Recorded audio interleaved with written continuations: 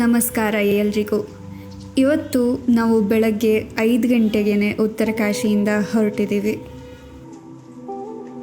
ಇವತ್ತಿನ ನಮ್ಮ ಡೆಸ್ಟಿನೇಷನ್ ಚೋಪ್ಟಾನ ಕನಕ್ಚೌರಿಯಲ್ಲಿ ಇರೋ ಕಾರ್ತಿಕ್ ಸ್ವಾಮಿ ಟೆಂಪಲ್. ಇಲ್ಲಿಂದ ಕನಕ್ಚೌರಿ 216 ಕಿಲೋಮೀಟರ್ ಇದೆ. ಈ ಡಿಸ್ಟೆನ್ಸ್ನ ಕವರ್ ಮಾಡೋಕ್ಕೆ ನಮಗೆ ಸುಮಾರು 7ರಿಂದ 8 ಗಂಟೆ ಬೇಕಾಗತ್ತೆ. ನೀವು ಉತ್ತರ ಕಾಶಿಯಿಂದ ಕೇದಾರ್ನಾಥ್ ಅಥವಾ ಬದ್ರಿನಾಥ್ಗೆ ಟ್ರಾವೆಲ್ ಮಾಡ್ತಿದ್ರೆ ಒಂದು ಶಾರ್ಟ್ಕಟ್ ರೂಟ್ ಸಿಗತ್ತೆ. ಅದು ಚಮ್ನಿಯಾಲ, ಗನ್ಸಾಲಿ ಮತ್ತು ತಿಲ್ವಾಡ ಮೂಲಕ ಹೋಗುತ್ತೆ. ತಿಲ್ವಾಡವರೆಗೂ ರೂಟ್ ಸೇಮ್ ಇದೆ. ಅದಾದಮೇಲೆ ರೋಡ್ ಸ್ಪ್ಲಿಟ್ ಆಗುತ್ತೆ. ಒಂದು ಕೇದಾರ್ನಾಥ್ ಕಡೆ ಹೋದರೆ ಮತ್ತೊಂದು ಬದ್ರಿನಾಥ್ಗೆ. ಇನ್ನೊಂದು ರೂಟ್ ಇದೆ ಉತ್ತರ ಕಾಶಿಯಿಂದ ಪ್ರತಾಪ್ ನಗರ್, ರಾಜಾಕೇತ್, ಶ್ರೀನಗರ್ ಮೂಲಕ ರುದ್ರಪ್ರಯಾಗ್ ತನಕ ಹೋಗುತ್ತೆ. ರುದ್ರಪ್ರಯಾಗಿಂದ ರೋಡ್ ಸ್ಪ್ಲಿಟ್ ಆಗುತ್ತೆ. ಒಂದು ಕೇದಾರ್ನಾಥ್ ಕಡೆಗೆ ಮತ್ತೊಂದು ಬದ್ರಿನಾಥ್ ಕಡೆಗೆ.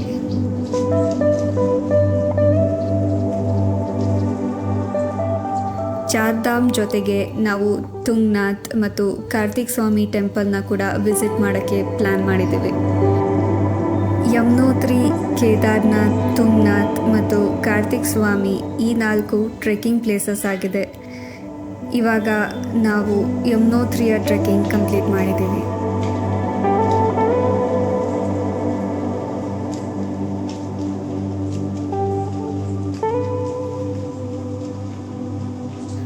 ನಾವು 4 ಗಂಟೆಗೆ ತಿಲ್ವಾಡ ರೀಚ್ ಆದ್ವಿ. ಅಲ್ಲಿ ರೀಚ್ ಆಗ್ತಿದ್ದಾಗೆ ಒಂದು ಬೈಕ್ ಪ್ರಾಬ್ಲಮ್ ಶುರು ಆಯಿತು. ಗಾಡಿ ಸ್ಟಾರ್ಟ್ ಆಗ್ತಿತ್ತು, ಆದರೆ ಮುಂದೆ ಹೋಗ್ತಿರ್ಲಿಲ್ಲ. 10-15 ನಿಮಿಷ ನಾವು ಟ್ರೈ ಮಾಡಿದ್ವಿ ಏನಾರ ಸರಿ ಹೋಗುತ್ತೇನೋ ಅಂತ. ಏನೂ ಆಗಲಿಲ್ಲ. ಅದಕ್ಕೆ ನಾವು ಬೈಕ್ ರೆಂಟಲ್ ಶಾಪ್ ಅವ್ರಿಗೆ ಫೋನ್ ಮಾಡಿ ಬೈಕ್ ಹೀಗೆ ಪ್ರಾಬ್ಲಮ್ ಆಗಿದೆ, ನಮಗೆ ಬೇರೆ ಬೈಕ್ನ ಕಳಿಸ್ಕೊಡಿ ಅಂತ ಕೇಳಿದ್ದಕ್ಕೆ ಆಯಿತು ಅಂತ ಒಪ್ಕೊಂಡ್ರು. ಸ್ವಲ್ಪ ಹೊತ್ತು ವೆಯ್ಟ್ ಮಾಡಿ ನಾನು ಕನ್ಫರ್ಮ್ ಮಾಡ್ತೀನಿ ಅಂತ ಹೇಳಿದ್ರು. ಅದಕ್ಕೆ ನಾವು ಅಲ್ಲೇ ಒಂದು ಪೆಟ್ರೋಲ್ ಪಂಪ್ನಲ್ಲಿ ವೆಯ್ಟ್ ಮಾಡೋಕ್ಕಂತ ಕೂತ್ಕೊಂಡ್ವಿ. 10-15 ನಿಮಿಷದ ನಂತರ ಮತ್ತೆ ಅವ್ರು ಫೋನ್ ಮಾಡ್ತಾರೆ. ಇಲ್ಲಿಂದ ಬೈಕ್ನ ತೊಗೊಂಡು ಬರೋರು ಯಾರೂ ಇಲ್ಲ, ಅದಕ್ಕೋಸ್ಕರ ಒಬ್ಬರು ಮೆಕ್ಯಾನಿಕ್ಗೆ ಫೋನ್ ಮಾಡಿದ್ದೀನಿ, ಅವ್ರು ಬಂದು ಅಲ್ಲಿ ನಿಮ್ಮ ಗಾಡಿನ ಚೆಕ್ ಮಾಡ್ತಾರೆ ಅಂತ ಹೇಳಿದ್ರು. ಅದಾದ ಸ್ವಲ್ಪ ಹೊತ್ತಿಗೆ ಒಬ್ಬರು ಮೆಕ್ಯಾನಿಕ್ ಬರ್ತಾರೆ, ಗಾಡಿನ ನೋಡ್ತಾರೆ.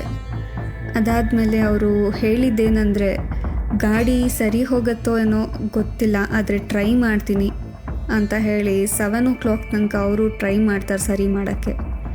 ಬಟ್ ಆಗದೇ ಇದ್ದಿದ್ದರಿಂದ ಅವರು ರುದ್ರಪ್ರಯಾಗ್ ಅವ್ರ ಶಾಪ್ಗೆ ತೊಗೊಂಡು ಹೋಗಿ ರೆಡಿ ಮಾಡಬೇಕು ಅಂತ ಹೇಳ್ತಾರೆ.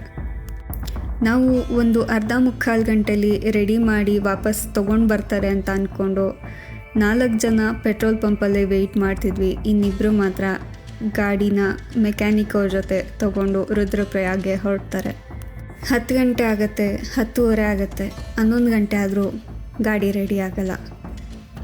ಈ ಸಮಯದಲ್ಲಿ ನಾವು ನಮ್ಮ ಫ್ರೆಂಡ್ಸ್ ಜೊತೆ ಕಾನ್ಸ್ಟೆಂಟ್ಲಿ ಟಚ್ಚಲ್ಲಿರ್ತೀವಿ. ಫೋನಲ್ಲಿ ಮಾತಾಡ್ತಾ ಇರ್ತೀವಿ, ಏನಾಗುತ್ತೆ, ಏನಾಯಿತು, ಹೇಗೆ ಮಾಡೋದು, ಮುಂದೆ ಎಲ್ಲಿ ಉಳ್ಕೊಳ್ಳೋದು, ಇಷ್ಟು ಲೇಟ್ ಆಗಿದೆಯಲ್ಲ ಅಂತ. ಆಗ ಅವ್ರ ಸ್ಕೂಟಿನ ಕೊಟ್ಟು ನಿಮ್ಮ ಲಗೇಜ್ನ ತೊಗೊಂಡು ಬನ್ನಿ, ಹೋಗಿ ಇವತ್ತು ಇಲ್ಲೇ ಹಾಲ್ಟ್ ಆಗಿ ನಾಳೆ ಬೆಳಗ್ಗೆ ಗಾಡಿ ಸರಿ ಆದಮೇಲೆ ನೀವು ಇಲ್ಲಿಂದ ಹೊರಡ್ಬೋದು ಅಂತ ಹೇಳ್ತಾರೆ. ಆಗ ರುದ್ರಪ್ರಯಾಗ್ ಹೋಗಿದ್ದ ಇಬ್ಬರು ಫ್ರೆಂಡ್ಸು ವಾಪಸ್ ಬರ್ತಾರೆ. ನಾವೆಲ್ಲರೂ ತಿಲ್ವಾಡದಿಂದ ಲಗೇಜಸ್ ಎಲ್ಲ ತೊಗೊಂಡು ರುದ್ರಪ್ರಯಾಗ್ಗೆ ಹೋಗ್ತೀವಿ. ಅಲ್ಲಿ ಆ ಶಾಪ್ ಎದುರುಗಡೆನೇ ಒಂದು ಹೋಟೆಲ್ನಲ್ಲಿ ರೂಮ್ ಬುಕ್ ಮಾಡಿಕೊಂಡು ಅಲ್ಲೇ ಹಾಲ್ಟ್ ಆಗ್ತೀವಿ. ನಾವು ಬೈಕ್ ರೆಡಿ ಆಗೋ ತನಕ ರುದ್ರಪ್ರಯಾಗ್ನಲ್ಲೇ ವೆಯ್ಟ್ ಮಾಡ್ತಾಯಿದ್ವಿ. ಬೈಕ್ ನಮಗೆ 12 ಗಂಟೆಗೆ ಸಿಕ್ತು. ಬೈಕ್ ಸಿಕ್ಕಿದ್ಮೇಲೆ ನಾವಿವಾಗ ಕನಕ್ಚೌರಿ ಕಡೆಗೆ ಹೊರಟಿದ್ದೀವಿ.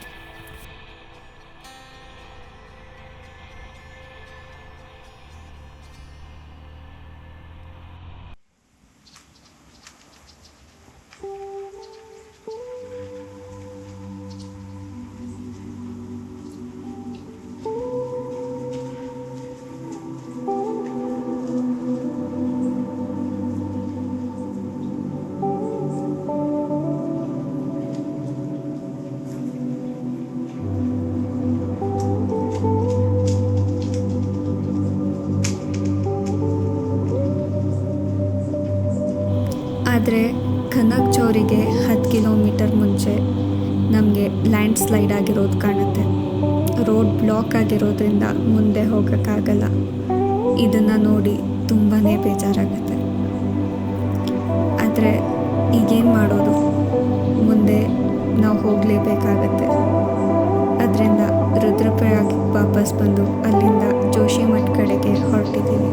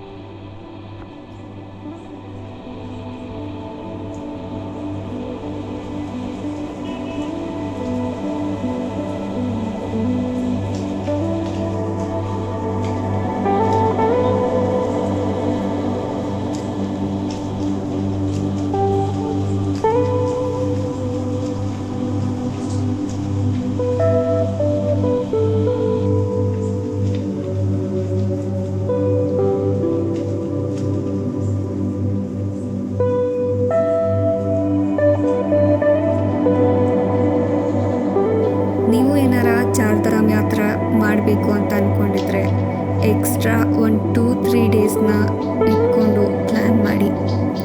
ನಿಮಗೆ ಈ ರೂಟ್ನಲ್ಲಿ ಲ್ಯಾಂಡ್ ಸ್ಲೈಡಿಂದ ಅಥವಾ ಬೇರೆ ಯಾವುದೋ ಒಂದು ರೀಸನಿಂದ ಡಿಲೇ ಆಗ್ಬೋದು.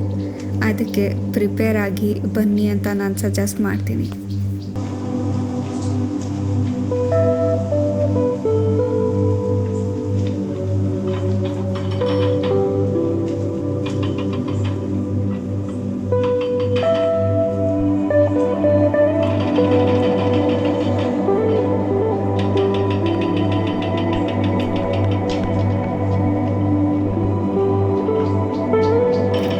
ನಾವು ಜೋಶಿಮಠ್ ರೀಚ್ ಆಗೋ ತನಕ ರಾತ್ರಿ 11:30 ಆಗಿತ್ತು.